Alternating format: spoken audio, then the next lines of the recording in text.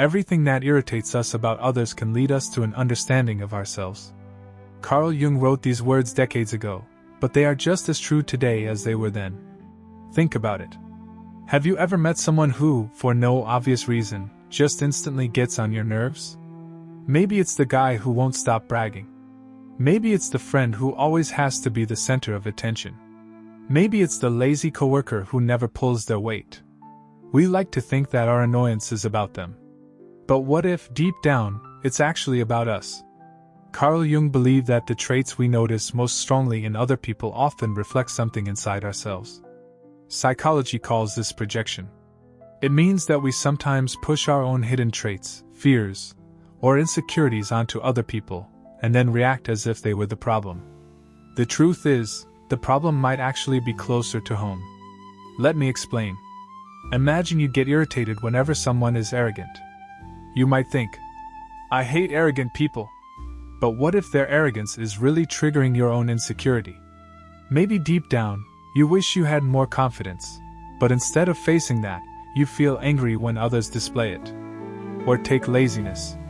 If you cannot stand lazy people, it may be because you secretly fear becoming unproductive yourself. Their behavior exposes your own worry about not doing enough. This doesn't mean that everyone who annoys you is secretly your twin. But Jung's point is that strong emotional reactions are signals. They are clues to the parts of yourself you have not fully accepted.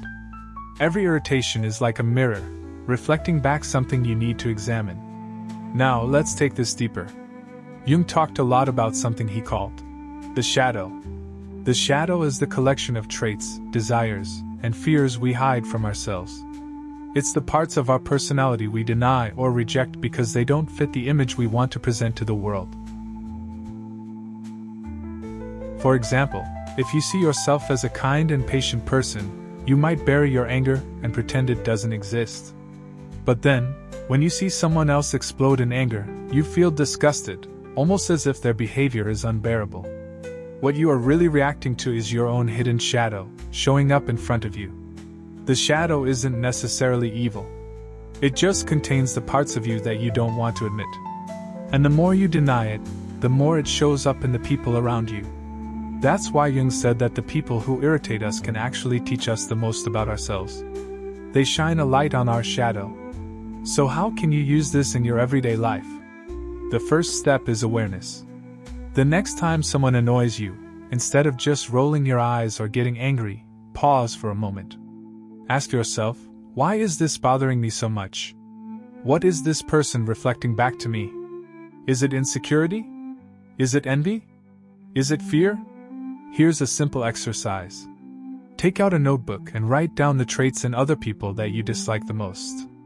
Then, for each trait, ask yourself, do I see even a small piece of this in myself? Often, you'll be surprised. The arrogance, the laziness, the selfishness, these traits may exist in you, even if only in small amounts. By admitting this, you start to integrate your shadow. You become more honest with yourself. And something amazing happens when you do this. The people who used to trigger you no longer have the same power over you. Their behavior might still be annoying, but it doesn't feel like a personal attack anymore. You've taken back your projection. You've learned something about yourself. You've grown. This is why philosophy and psychology go hand in hand. The Stoics also believe that we should use every experience, even negative ones, as opportunities for growth. Marcus Aurelius once wrote, "The impediment to action advances action. What stands in the way becomes the way."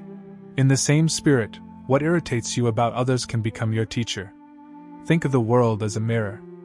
Every person you meet reflects something back at you. The kind ones show you kindness within yourself. The disciplined ones remind you of your own potential. And yes, even the irritating ones show you the parts you have not yet accepted. So the next time someone pushes your buttons, don't just think, that person is unbearable. Instead, think, what is this moment teaching me about myself? Because if you are willing to look honestly, every irritation can become a step toward wisdom. Carl Jung's insight is not just about psychology. It's a philosophy for living. It's a reminder that the journey to understanding others always begins with understanding ourselves.